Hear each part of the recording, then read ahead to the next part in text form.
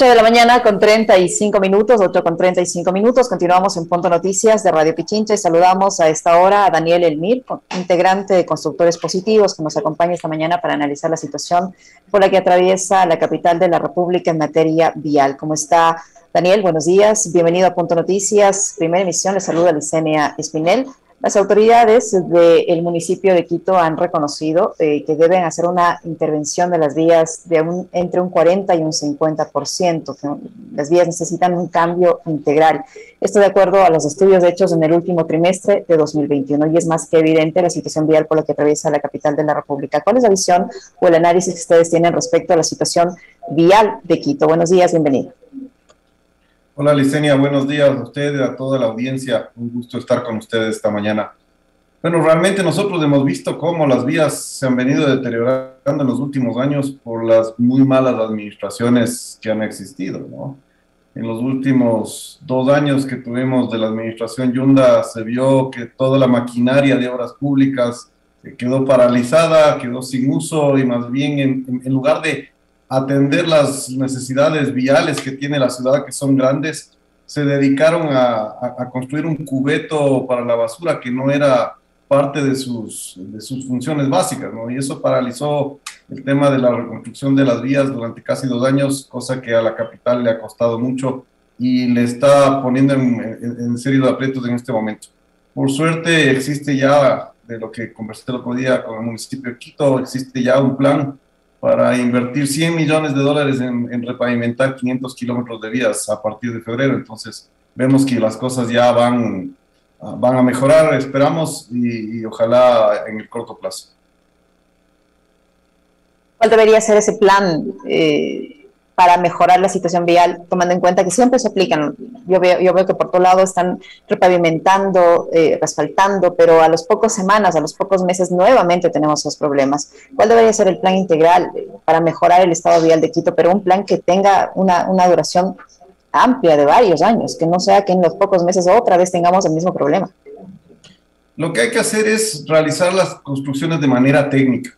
Conversaba el otro día con un contratista del Estado que me comentaba que por hacer un ahorro, entre comillas, normalmente las empresas de obras públicas no están colocando los químicos suficientes en el hormigón para darle una duración mayor. Entonces, lo que hay que hacer es contratar empresas que sean serias, que estén dispuestas a invertir en una construcción adecuada, con todos los procesos que se requieren para que la duración de las carreteras sea adecuada. No puede ser que tengamos, como usted dice, un parche que a los 2 o 3 meses está ya nuevamente dañado. Aquí lo que hay que hacer es una intervención desde la subbase de la carretera hasta la base de rodamiento de manera técnica, adecuada y con las condiciones que hagan falta para aquella. Si es que en algún caso hay que hacer una vía de hormigón, tendrá que ser de hormigón. Si tendrá que ser de pavimento, tendrá que ser de pavimento. Eso es lo que hay que buscar de manera técnica, es lo que hay que hacer. Y eso no se está haciendo hasta el momento, es decir, hay aquí esas empresas que provean ese tipo de material, tenemos el abastecimiento suficiente de ese tipo de material de calidad para que el arreglo de una vía sea duradero. Por supuesto que existen, hay carreteras muy buenas en el país, las que están concesionadas especialmente, y ahí yo sí quiero llamar la atención no solo al municipio, sino más a la prefectura de Pichincha, que ha dejado las vías en abandono, porque no tiene recursos, pero tampoco ha sido capaz de gestionar una concesión en la cual a través de un peaje se hagan carreteras de primer nivel. Aquí tenemos el ejemplo de la Panamericana, que está concesionada a una empresa privada, la mantiene en perfecto estado todo el tiempo. Y creo que precisamente porque está concesionada, porque hay un aporte de la ciudadanía para el mantenimiento de esa vía. Mire usted que en la LOA Santo Domingo recién se llegó a un acuerdo con el Ministro de Obras Públicas para que autorice el cobro de un peaje de 50 centavos y tuvimos toda una oposición de los transportistas, de la gente que quiere tener una vía en buenas condiciones pero que no quiere aportar en ese mantenimiento. Recién hace pocos días se obtuvo una respuesta del Ministro de Obras Públicas. La prefectura ha estado luchando por esa respuesta que le permita tener recursos para mantener en buen estado esa vía. Recuerde que lo que recibe hasta el momento en peajes, todo eso se iba a la constructora, no se iba a un fideicomiso, no se iba a las arcas de la prefectura de Pichincha. Entonces, sin recursos como un GAR, cualquiera que sea, puede mantener una vía. Es que justamente el problema es que se han negociado mal, y no me refiero a esta prefectura, me refiero a las últimas 2 o 3, que se han negociado mal las cosas. Tal es así que incluso en la Calacalí la Independencia teníamos un peaje. Decidieron demagógicamente decir, bueno, no vamos a cobrar peaje y la vía la vamos a mantener. No pueden porque realmente no existen los recursos. Lastimosamente en la provincia de Pichincha la mayor cantidad de recursos se van a Quito. Entonces no va a haber nunca los recursos para mantener las vías. Hay que hacer una concesión adecuada. Pero esto se tenía que haber hecho ya hace dos administraciones. No tenemos que esperar ahora a que estamos con las vías destruidas para empezar a hacerlo. Y si lo vamos a hacer ahora, tenemos que hacerlo de manera adecuada. Yo sí creo que hay que empezar a revisar estos temas de las concesiones de manera súper rápida y de buscar un beneficio para la ciudadanía, porque nadie se va a oponer al peaje. Se están oponiendo al peaje porque no ven ningún trabajo por detrás. Pero si se logra conseguir una concesión en la cual la empresa empiece a invertir de manera inmediata, que sí hay empresas que quieren hacerlo, muy diferente va a ser la cosa. Y lo que yo le decía justo a la prefecta de Pichincha hace poco es que ¿por qué no busca una opción de acercar el puerto de Esmeraldas a Quito? Eso sería lo lógico. ¿Y cómo se va a lograr eso? Haciendo un acuerdo con la provincia de Esmeraldas para mantener una carretera de primer orden entre Quito y Esmeraldas. Eso se puede hacer a través de una concesión.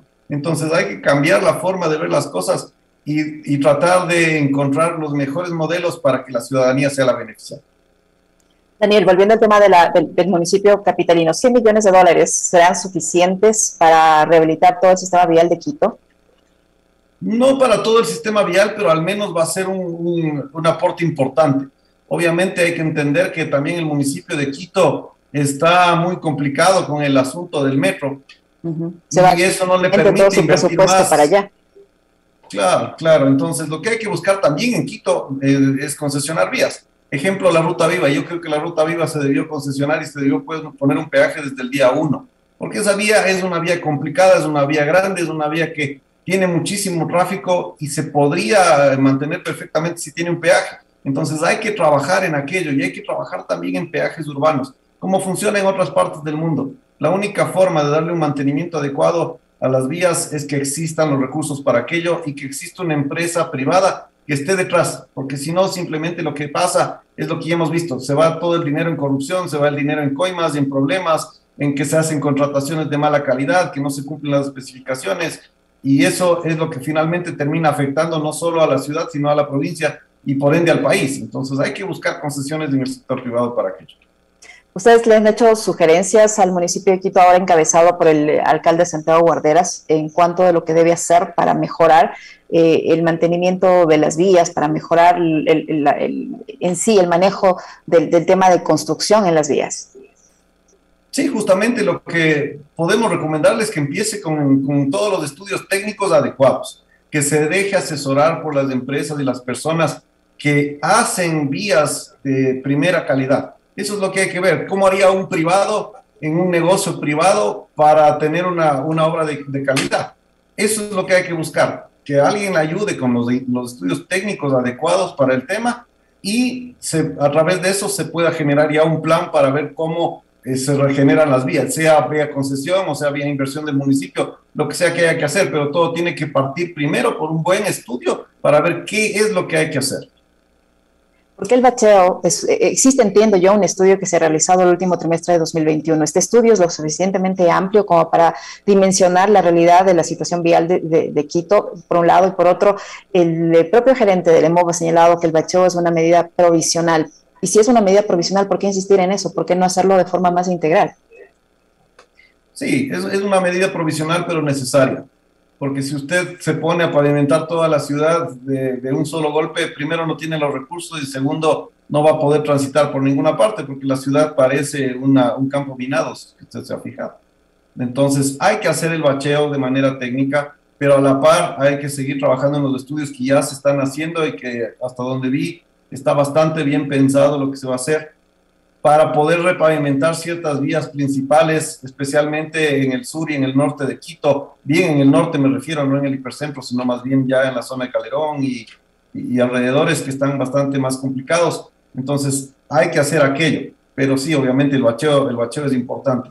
Por eso se insiste en aquello, porque si no, no se puede hacer ni lo uno ni lo otro con la ciudadanía reclamando por las vías, ¿no es cierto? Así es. Daniel, ¿Por dónde deberían comenzar los trabajos de repavimentación, de rehabilitación, no sé cómo definirlo, para mejorar la situación vial de Quito, para que sean vías un poquito más seguras? ¿Por cuáles se debería comenzar? Yo creo que hay que buscar las vías que están en peor estado y el municipio ya tiene un estudio acerca de eso.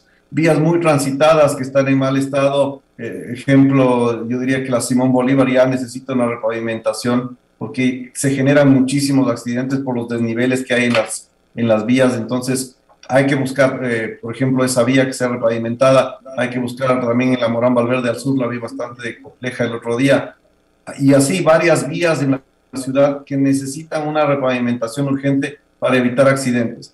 Ojalá podamos tener ya un cambio en esto al cortísimo plazo, como le decía, con estos 100 millones que se van a empezar a invertir, que parecerían poco dinero, pero en realidad son bastante, si es que se hacen de manera técnica adecuada y sin sobreprecios.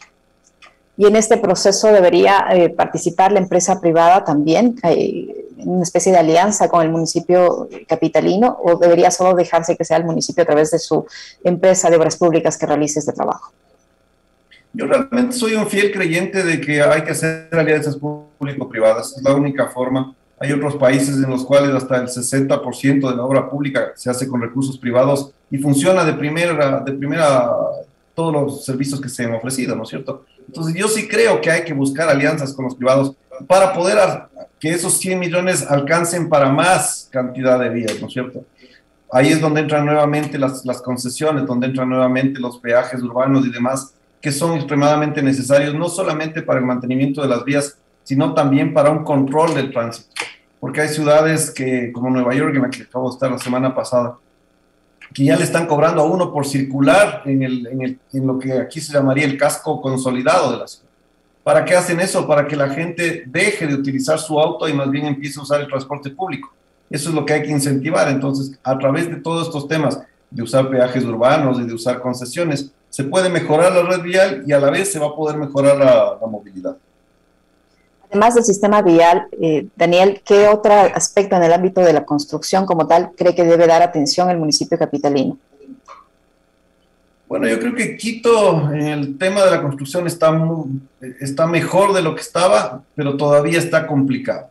Creo que hay que mejorar mucho los procesos de aprobación de proyectos para que las cosas sean mucho más ágiles. Estamos trabajando en aquello nosotros como constructores positivos de la mano del municipio para ver de qué forma ayudamos. Y también hay que empezar a pensar en alianzas público-privadas en los terrenos municipales, porque hay muchísimos terrenos que existen abandonados del municipio y existe escasez de suelo para que los constructores podamos hacer vivienda de interés social, por ejemplo. Entonces ahí hay que trabajar mucho en aquello, en hacer una alianza con constructores que beneficie al municipio y beneficie a la ciudadanía. Lo que hay que dejar de pensar es lo que tuvimos en la década pasada, ¿no? De que el Estado es el que tiene que hacer absolutamente todo. En realidad no, el que tiene que hacer todo es el privado en este caso. El Estado lo que tiene es que darnos las condiciones adecuadas y permitir que el privado le dé beneficios al Estado, a la ciudadanía y obviamente también tenga su rédito económico que es justo y necesario en el caso de una inversión, ¿no es cierto? Eso es lo que hay que hacer, Liceo. Hace unos instantes hablábamos con un economista que decía que hay varios sectores de la economía que han registrado un ligero crecimiento y entre ellos mencionó el sector de la construcción. ¿Cómo está el sector de la construcción, Daniel, pese a que estamos atravesando una situación de crisis económica y todavía la pandemia y sus efectos y sus consecuencias? ¿Cómo está el sector de la construcción? ¿Ha crecido, ha mejorado, se ha estancado, ha empeorado? ¿Cuál es el diagnóstico que ustedes tienen respecto al sector de la construcción en términos generales? Estamos bastante complicados, la verdad. No hemos podido crecer al ritmo que quisiéramos. Nos hemos mantenido entre los 2.500 y 3.000 millones de dólares en lo que es el sector inmobiliario, pero en la obra pública hemos bajado muchísimo. Nosotros llegamos a ser el 10% del Producto Interno Bruto, es decir, cerca de 10.000 millones. Y si sumábamos a eso las actividades conexas, teníamos cerca del 20% del PIB. Actualmente esos 7.000 millones de obra pública prácticamente no se están haciendo y eso ha hecho que el sector de la construcción se venga para atrás. Por eso nuestra preocupación de que se den las condiciones para las alianzas público-privadas. Esa es la única solución, no solamente para el sector de la construcción, sino para el país.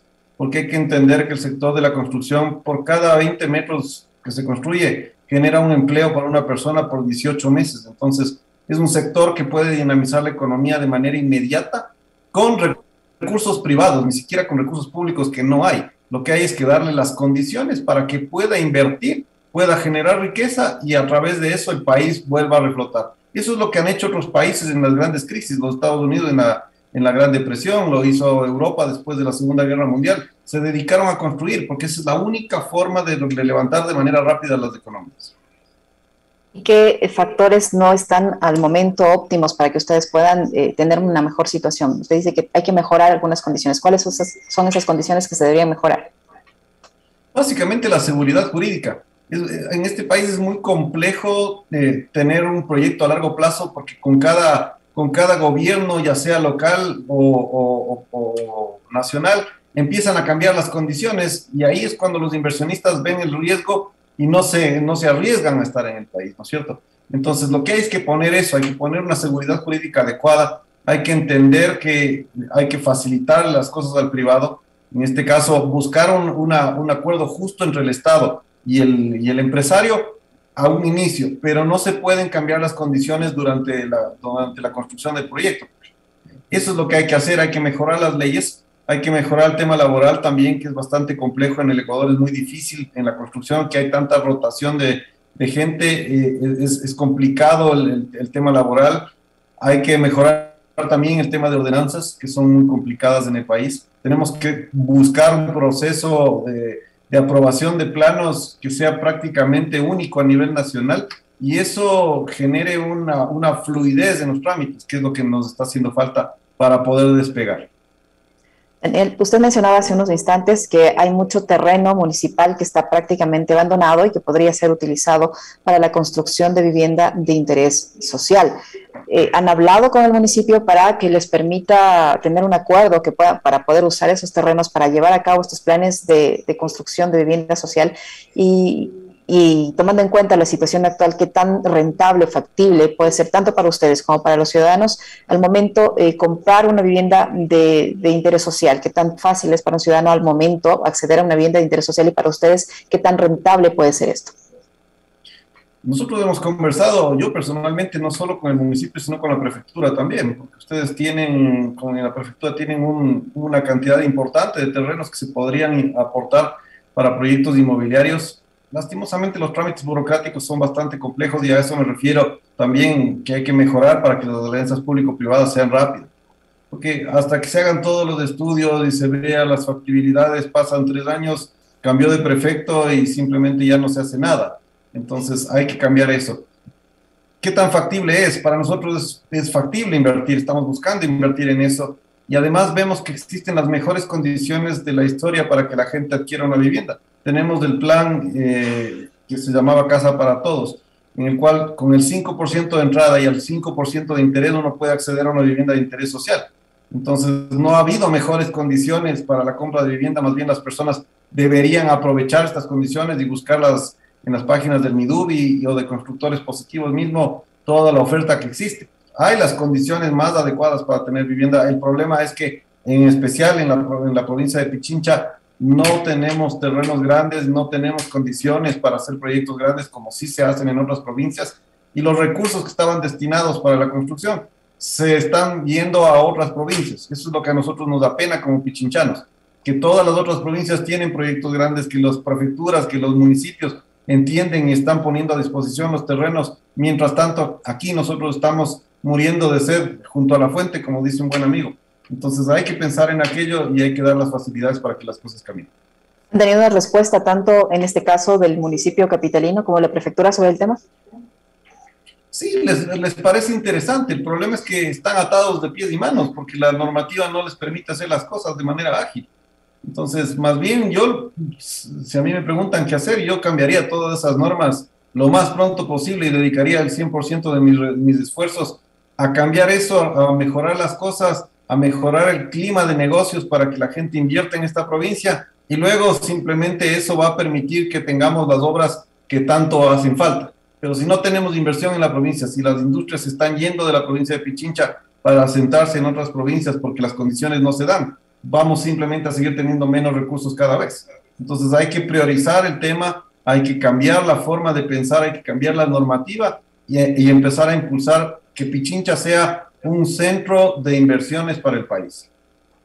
Daniel, ¿cómo explicar que el precio de venta de los inmuebles en Quito, sobre todo, haya disminuido durante el 2021 y que tengamos sectores cuyo precio en el metro cuadrado ya de construcción o ya construido sea exorbitante en relación a lo que cuesta en otros sectores de la ciudad? Y esto, ¿cómo se ve reflejado en la posibilidad de un ciudadano común y corriente de acceso a la vivienda? A ver, como en absolutamente todos los negocios, hay diferentes productos, hay diferentes zonas y dependiendo de las diferentes zonas, obviamente existe una plusvalía mayor o menor. Eso determina que existe un precio mayor o menor. Si estamos hablando de lo que usted llama exorbitante en relación a otras capitales de América, no es así. Pero si hablamos exactamente de eso, tenemos que pensar en qué está pasando. Tenemos un suelo extremadamente costoso que incide mucho en el precio del suelo, del bien, perdón. Entonces, si es que queremos mejorar el acceso a vivienda en esa zona, tenemos que permitir construcción mayor en altura. Es la única forma en la cual el costo del terreno se licúe en más unidades. Eso es lo que estamos haciendo ahora con el plan de uso y gestión de suelo, tratando de mejorar eso para que la gente pueda acceder. Obviamente hay zonas de la ciudad que no están tan apreciadas porque justamente no se ha hecho una inversión en mejorar los espacios públicos. Porque lo que la gente está buscando, y en la Carolina, digamos, es vivir en una zona en la que tenga absolutamente todos los servicios cercanos. Entonces, si es que no se invierte en otras zonas para hacer más o menos lo mismo que hay en la Carolina, ¿cómo podemos hacer que las personas quieran vivir en esa zona? Y obviamente los precios mejoren en esa zona, ¿no es cierto? Entonces, hay que empezar a cambiar eso también, hay que empezar a invertir en lo que realmente hace falta, que es darle espacio público a las personas de calidad, darles servicios y permitirles que tengan una vida mucho más adecuada. Eso es lo que hay que pensar. ¿Qué sector de la ciudad hoy por hoy es más accesible en materia de adquisición de vivienda en Quito? Hay varios sectores, hay varios sectores. Yo he visitado proyectos en Calderón muy bonitos, muy asequibles. He visitado también en la mitad del mundo, los visité al sur, en la zona de Miranda, en la parte del sur de Quito. También hay varios cerca del Centro Comercial Recreo. Hay muchas zonas en las cuales es asequible ahora vivir. Ponciano al norte de Quito también. Y así varias zonas en las ciudades. Sí hay vivienda para absolutamente todos los bolsillos y todos los intereses que tengan las personas. ¿De qué depende la variación de los precios? Además de lo que usted dice, de las condiciones, de los servicios, ¿es la ubicación también? Claro, es básicamente la ubicación, es la cercanía al transporte público, es la cercanía a los servicios, es también la moda, porque así funciona todo en el mundo, ¿no? La moda, la gente quiere vivir en una determinada zona y no en otra, y van variando las zonas. No sé si usted se acuerda, hace tiempo en el Quito Tenis era el top, la gente quería vivir solamente ahí. Últimamente ya no quieren vivir tanto ahí, ahora quieren vivir en la Carolina. Y así va variando la mente de la gente de acuerdo a lo que van viendo como yo le diría una expectativa de vida. Porque ven donde hay mejores servicios, porque ven donde están mejor las cosas, donde pueden encontrar absolutamente todo, donde ya están viendo construcciones ecoeficientes, es decir, amigables con el ambiente, donde tienen menos necesidad de utilizar transporte público. Ahí las cosas empiezan a subir de precio, porque justamente la gente empieza a ver todas esas bondades que tiene. Y allá es a donde yo voy, a que hay que invertir en que toda la ciudad tenga esas condiciones para que la gente pueda y quiera vivir en cualquier parte. Eso le daría negocio a los inmobiliarios también y le daría posibilidad a la gente de vivir donde quiere. Entonces hay que buscar que las inversiones sean inteligentes en la ciudad. Muchísimas gracias, Daniel, por su tiempo, por la información que nos ha proporcionado. Daniel Hermil, representante e integrante de Constructores Positivos, que ha estado con nosotros. Muy amable, Daniel, muchísimas gracias. Gracias, Licenia, un gusto como siempre.